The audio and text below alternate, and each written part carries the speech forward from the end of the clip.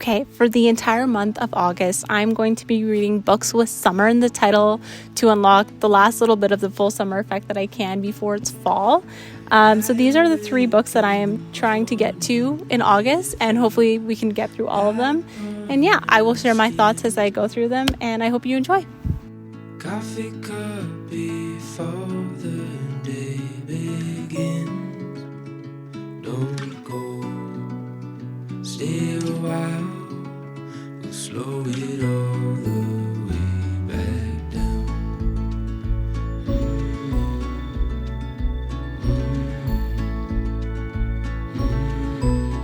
Right, so I'm about halfway through One Golden Summer by Carley Fortune, and honestly, I've been so pleasantly surprised by how much I'm loving this book so far. It's got the same vibe as Every Summer After, which I was really hoping for because I gave that book 5 stars when I first read it. I was obsessed with it, but unfortunately, like the 2 books in between Every Summer After and One Golden Summer were not a hit for me. I didn't really enjoy them that much, but this book has been so good. I've been so surprised by how well Carley Fortune writes in this book. Like, her writing is just so poetic, and the characters have such great personalities. I mean, Alice is just such a sweet individual, and she's super giving. I really love that. I love that she's like an acts of service person, especially with her grandmother. I think that's such a sweet trait that she has, and I find it very relatable, the whole acts of service. So yeah, I was really happy about that. And Charlie's great. He is full of surprises, but he has such playful banter, and I think he really brings out the best in Alice.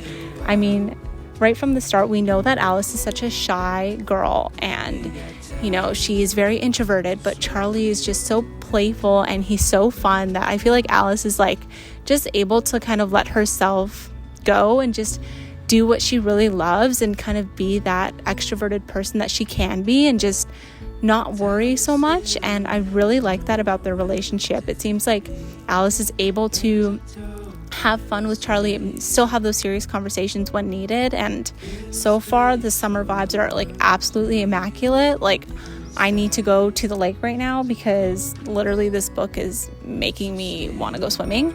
So I would definitely recommend reading this at the beach, which I will probably do later. So far so good. I'm not sure if I'm going to give this one 5 stars, but I'm only halfway through, so we'll see. Okay, I finished One Golden Summer by Carley Fortune, and I love this book. I'm giving this book 4.5 stars. Like, honestly, so close to 5 stars. This book was so good. The only reason why it's not 5 stars for me is because I like Sam and Percy a little bit more as a couple, and I felt like their story was a little bit more interesting for me to read. So that's literally the only reason why it's not a 5 star. And honestly, if I didn't read Every Summer After, this would honestly be a 5 star. So yeah. I actually got to finish this book yesterday at the lake behind me, so that kind of felt full circle because this book is set at a lake, for anyone who doesn't know. Charlie and Alice were such a cute couple. I thought that Charlie was just such a funny, goofy guy, but he still was able to pay attention to people's needs, especially Alice. Like, he had a very good read on her, and he was very intuitive with what she needed, and he could tell that, she's much of a giver as he is, and he was really able to help her when she didn't want to ask for help. He would just go do whatever needed to be done, regardless of whether or not she asked, and I thought that was really sweet of him. I thought that was great to read about, like, how his acts of service really made Alice happy and really got her to pay attention to him in a way that, maybe she didn't realize. And then Alice was also super acts of service oriented as well. That was both of their love languages for the most part, and I loved reading about that. I feel like oftentimes romance books aren't super into acts of service. They usually focus on maybe quality time and physical touch more than doing the little things, but Charlie and Alice, they both were really intuitive with what each other needed, and they were both happy to do like the little things for each other because they're both givers, and I thought that was so sweet to read about. I thought Alice was just a gem. Like, she is an introverted, kind of on the shy side, but she set her life down and she wanted to take her grandma to the lake because she knew her grandma needed her. And that's kind of how this book starts, is she is selflessly going to take her grandma to the lake because her grandma's recovering and she wants to spend time with her.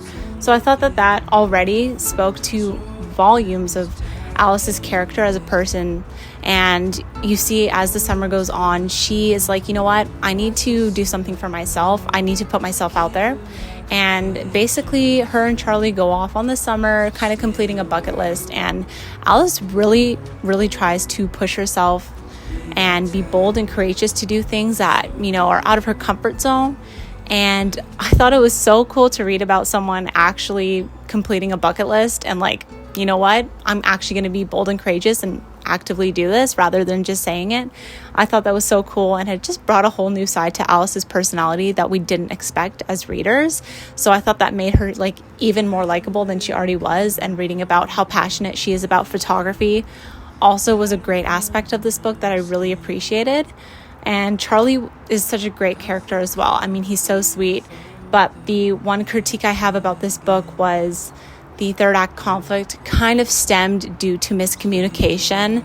And I feel like miscommunication is a trope that not many people like. It's usually not my favorite because usually the miscommunication is due to something silly and it's not that big of a deal.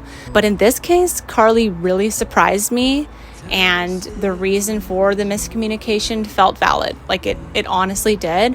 I was not upset for the reasons that things were not, you know, communicated effectively at the time. It made sense. Like as you read, you're like, oh, you know what? Actually, that does make sense. So it honestly didn't bother me once I found out the reason why, because kind of going throughout the summer, I was like, okay, like what's going on here? But then it made sense at the end. So, you know, that actually kind of bumped my rating up because it was initially kind of sitting at a 4. And then once I found out the reason for that, I was like, okay, 4.5 stars. I like that. So I would recommend this book in the summer, 100%. If you're going to the lake, if you're going to a beach, this is your book. And also, like, the cover is stunning. I'm sorry, whoever designed this, amazing. You guys are amazing. So yeah, that's pretty much all I have to say. 4.5 stars, and I would highly recommend. Keep it like a picture frame, so stay a while and don't go, 'cause we got time, we'll slow it all the way back down.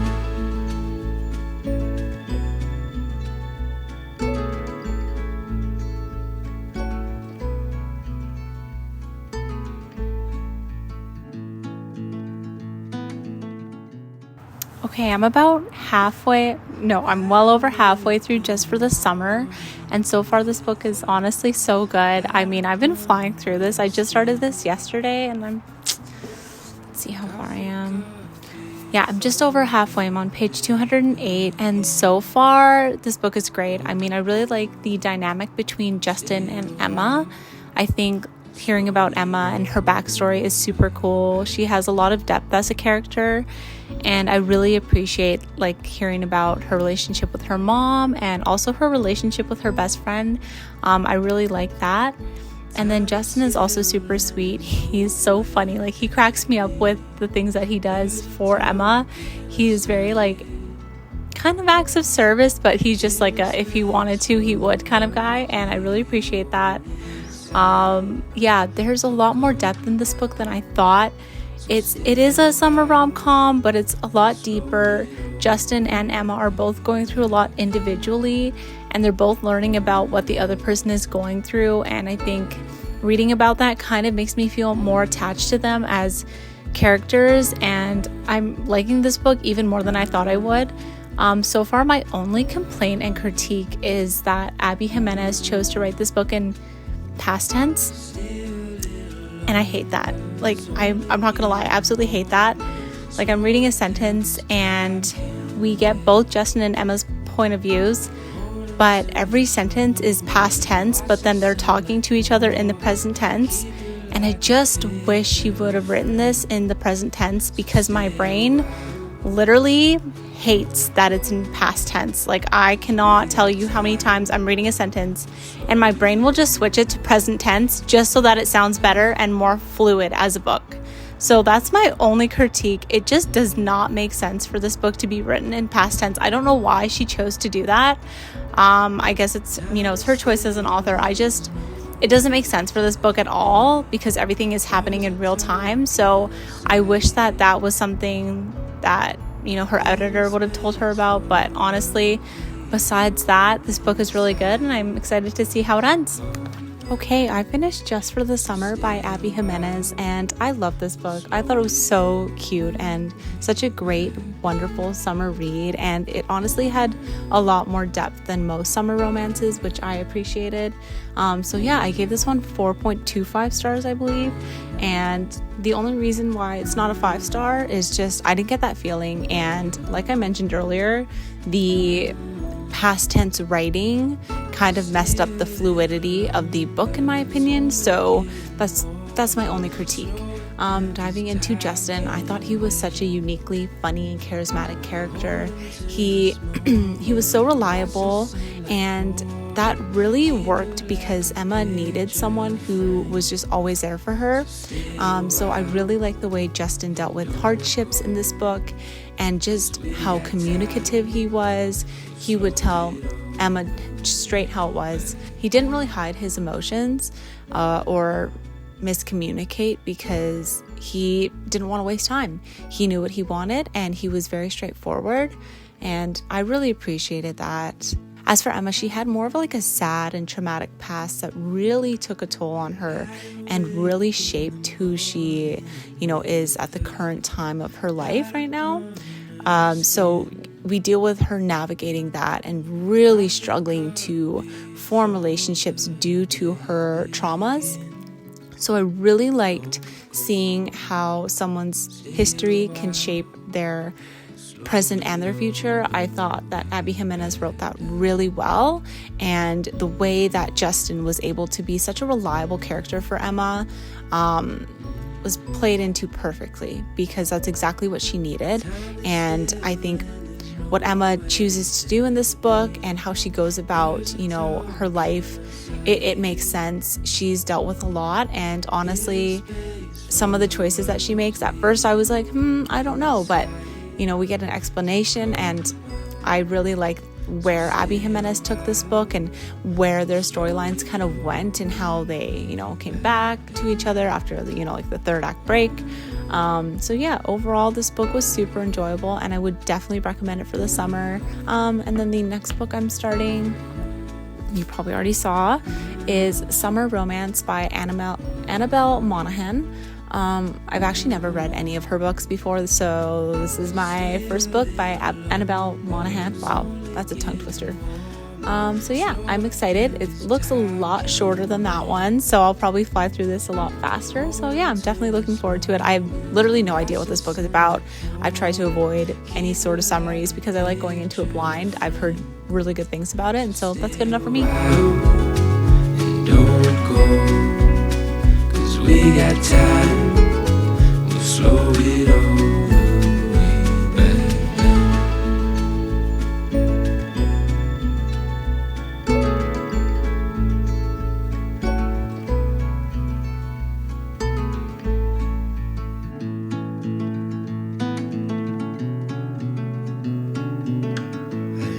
Awake in the morning with her. Okay, I finished Summer Romance by Annabelle Monaghan, and I really enjoyed this book. I'm giving it 4 stars.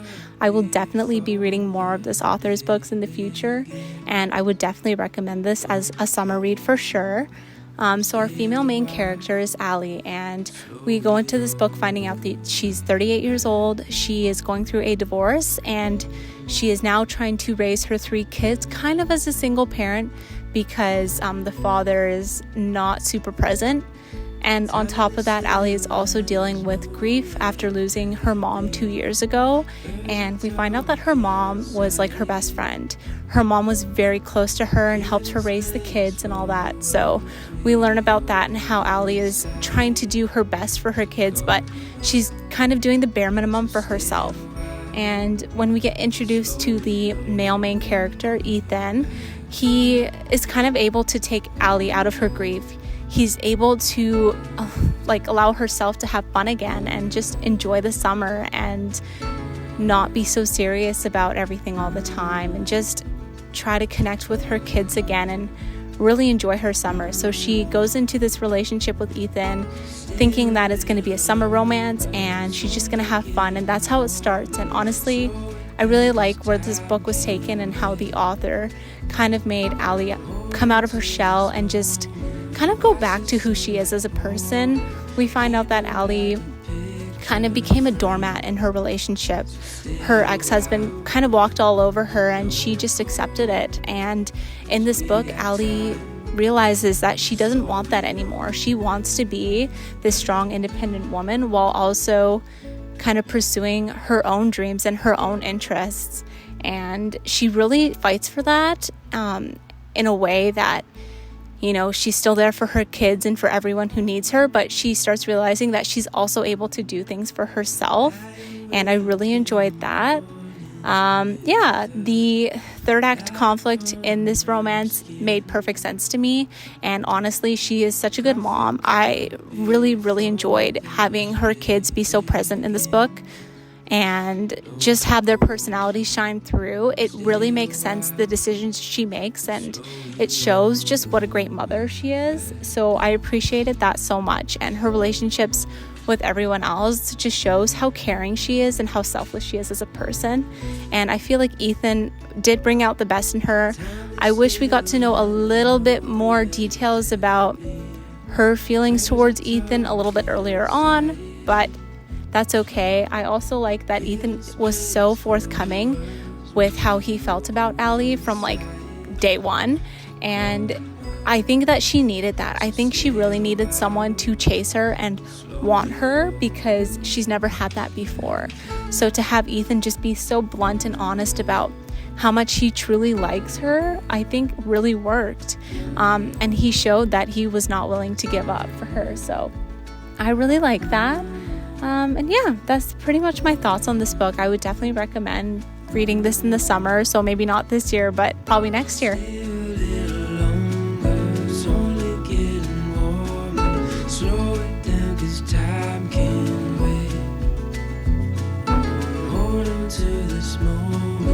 Watch the sunlight pour, keep you like a picture frame.